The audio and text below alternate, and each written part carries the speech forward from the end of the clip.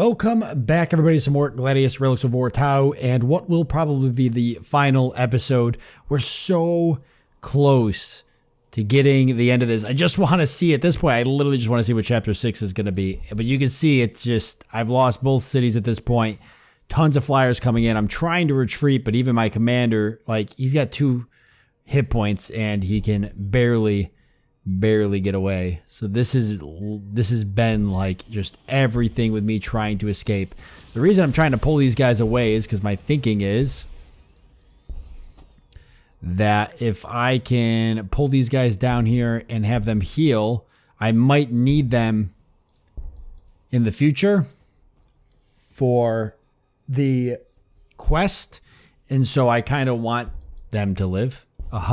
But I just don't know if it's going to happen at this point. Because the commander's definitely going to probably die next turn. I can't believe he hasn't died yet. And they're coming for my final base. I'm trying to build another builder drone here because my thinking was, I could come down here and drop one. But this city here doesn't even have the capacity to... So, like, I'm already running out of resources. I could use influence, but I'm already running out of influence. It's really not... It's really not good right now. But... just gonna play it out and see what happens. At least Green's kind of amassed this massive, like, army. He's basically had enough of the Tyranid's crap, and he's just built all these units, which he's really just trying to hold the ground. But I need some of those units to kind of bleed over to me, because even Teal and Pink, they've got just absolutely stupid amounts of flyers, and they're just simply flying around. So they've killed my commander now. These flyers have some serious range on them too.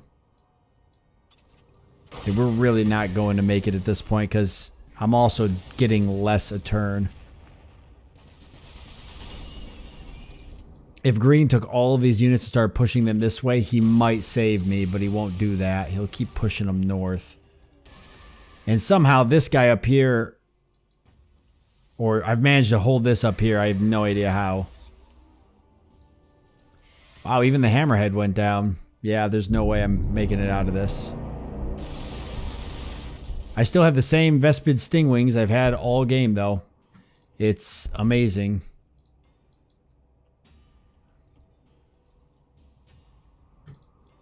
But this is it. Nothing I can do but just let the turns play out and just see what happens. As the game just tries to... This just lags to try and produce the results. Can I at least see what Chapter 6 is?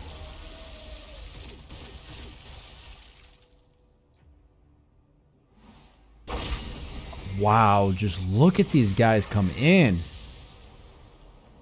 Once they broke through that initial wave in the beginning, oh, there we are. So we never even got to see Chapter 6. It'd be cool if the quest lines were like,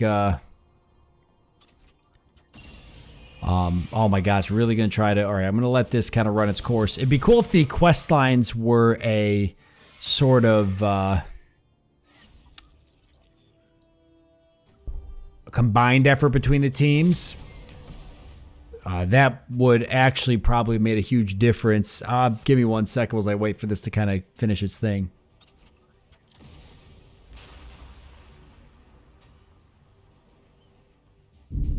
Wow.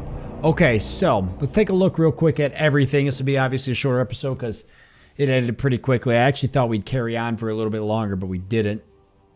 So, taking a look at the total here, you can see I never really broke out. I somewhat kept up in the beginning, and then right about this point, I just lagged behind, which is pretty typical for whenever I play the Impossible AI. I can't remember how the graph looked in my previous games, but I'm gonna go ahead and say it. Maybe I feel like I did better in this one than I've done in the past, so I'm gonna pat myself on the back on that. Green is the only one that really kept up power wise, and he obviously trailed behind eventually, and that was just because it was really just I wasn't there to be able to provide the support. Especially because my loyalty was so low, so I just wasn't doing enough damage. If I probably cranked up the loyalty factor there, it'd be a little bit more competitive. I know that somewhat takes the edge off of the Impossible AI, but I would have at least been able to do damage. The biggest thing about playing Impossible and having the loyalty cranked up for the other AI is that you just stop doing damage at some point. So it takes 30 of your guys to kill one of theirs, and they're also pumping out, hundreds of guys a turn in the late game. So it's really not feasible. It's always a race against time to try to complete the quest before you end up dying, because you're most likely going to be overrun. I'm still shocked, honestly. I thought that we would do better with the 4 against 3, but I was wrong about that. And Tyranids just simply overwhelmed us with their numbers, which, that's what Tyranids are good at. Green got all the way up here, and this is, you can see this is where I'd say, this is right where yellow died. So as soon as yellow died right here was right about where... It's about the same time green stopped keeping up with the AI. So that's that. Red never had a chance. He never should have died that early, but that's just is what it is. Economy-wise, let's take a look at that. So, I mean, economy, I didn't do that bad. I kept a pretty strong economy. Obviously not impossible AI strong, but, I tried to stay up there. Obviously, you can see when I lost, my cities, and then I actually came back almost as good as I was before. If I had any regrets in terms of economy, I should have played the game more aggressively in the beginning. I should have been building more cities. I should have been building more of those drones. It would have made it a lot easier when I got to Chapter 5 to be able to hit this accumulated research if I already had the infrastructure down here to do that. So that was my mistake. I would have loved to have gone back and played those turns out differently, where I played a more aggressive economy game. That is ultimately what I think I do wrong the most with impossible difficulty, is I try to play the military game too hard, and really it's the economy and research game I need to be playing harder, because those are going to be the two areas that are going to make me last for the long haul. Because for this particular team scenario, it was never going to be me fighting the Tyranids. It was always going to be the AI fighting them and me trying to complete the quest. Obviously, with a little bit of hindsight on what the quest is, that will make a difference in the future whenever I play them. It was my first time seeing the quest, so I wasn't really sure what I was up against. But now that I see that it's kind of very heavily research, there's some military stuff in there too, but it's very research heavy. It requires researching a lot of different things, very influence heavy, requires using some of these abilities up here, stuff like that. So that, Tau, to me, their quest is definitely more of a, economy type of quest line. So military, let's see what this looks like. So yeah, I never really stood a chance military, and this right here kind of shows it. Green actually kept up, but I'm still amazed at how just runaway teal and pink here actually both ran away way on. Teal especially just way on in the early game. I don't know why. I'm going to say it's because teal started back here and he had no opponents. He had red, but for whatever reason, because of the way teal was down here, I guess it's the same. If you take a look at the map, this map, first of all, generated kind of garbage, right? Because we're going to take a look at the map here in a second, but it generated kind of garbage, right? Because this whole bottom area, I'm almost going to assume is water. I don't think that there's anything down here. So what I wanted to get when I generated the map is I wanted to get more of these choke points and channel ways, but what I ended up getting was a large map where half of it is land and half of it's completely useless water.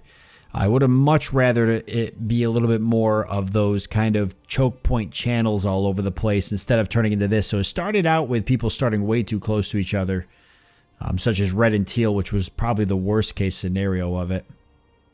So once teal took red out, he had absolutely no enemies over here, and me and yellow couldn't break through pink, and green, frankly, had this choke point with all these AI here. So it was really, honestly, just poor map placement that led to a lot of the early game blunders, obviously me sucking at the game. But aside from that, just my AI opponents kind of flopping, red flopping way too early.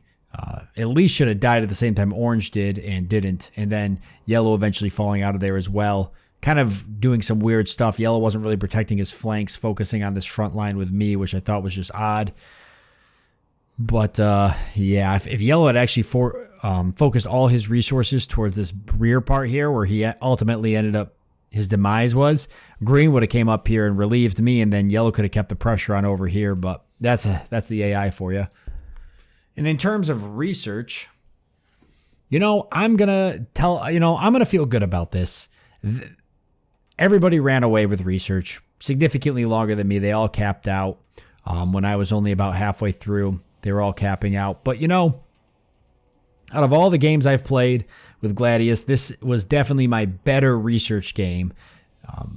It was definitely my better research game. I almost got to the final research, which usually never happens. The economy game was kind of crappy, but the research was pretty good. And I think that was because especially near the end there, I started spending a lot of my extra influence on that wisdom shared. I think made a big difference. And then obviously near the end there, when I started building, you can see like it's kind of slow progressing. And then this is kind of the point where I lost my main cities and built those new ones. You can see how fast it actually went after that. So it's kind of funny how once I built those new cities, I actually picked up speed in research because of trying to get this lottery thing. So let's just click on this real quick so we can see the map. We have to end turn for that to, I believe, go through. Oh, you know what? I think we have to wait for Green to die or it won't let me see the map. That's pretty crappy. I wanted to see... Yeah, I don't think there's any way for me to actually see the map, guys. Sorry. I'd have to wait for Green to die to do that, and I'm not going to sit here for the next 4 hours and wait for this extremely laggy thing to just finally kill Green off. Because I gotta tell you, Green is about to die, but he's still got enough units that it's going to be a good hour or two with this kind of lag. I can't believe how laggy it actually is. I mean, I know there's a lot happening here, but I'm just surprised. I got a pretty beastly computer, so it's just the limitations of the game and all the stuff that's happening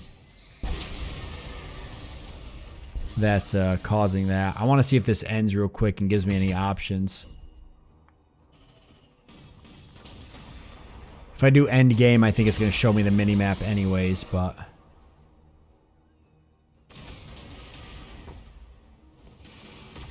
Yeah, Green never stood a chance here.